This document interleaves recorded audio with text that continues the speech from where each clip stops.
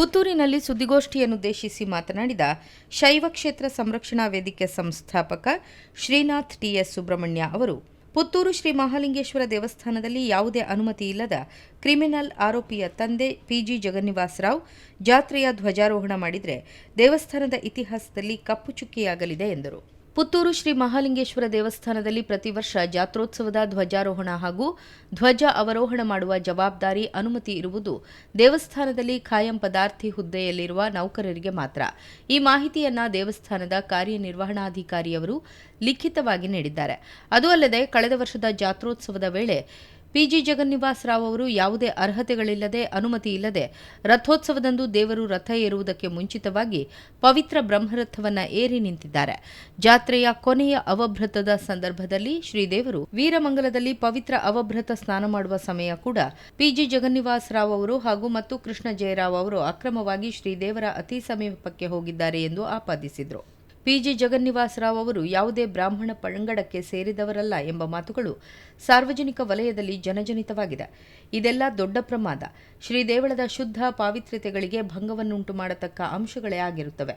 ಮಾತ್ರವಲ್ಲ, ಪಿಜಿ ಜಗನ್ನಿವಾಸ್ ರಾವ್ ಅವರ ಮಗ ಕೃಷ್ಣ ಜಯರಾವ್ ತನ್ನ ಸಹಪಾಠಿ ಹಿಂದೂ ಹುಡುಗಿಗೆ ಮದುವೆಯಾಗುತ್ತೇನೆಂದು ನಂಬಿಸಿ ಮಗು ಕರುಣಿಸಿ ನಂತರ ಮದುವೆ ಆಗಲ್ಲ ಎಂದು ಮೋಸ ಮಾಡಿದ್ದಾನೆ ಎಂಬ ಕ್ರಿಮಿನಲ್ ಆಪಾದನೆ ಕೂಡ ಇದೆ.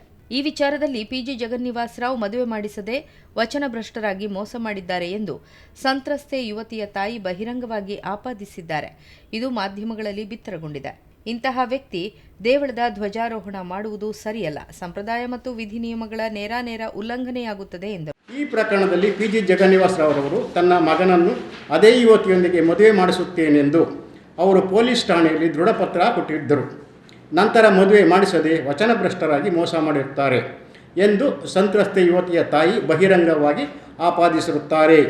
ಇದು ಮಾಧ್ಯಮಗಳಲ್ಲಿ ಪ್ರಸಾರಗೊಂಡಿರುತ್ತದೆ.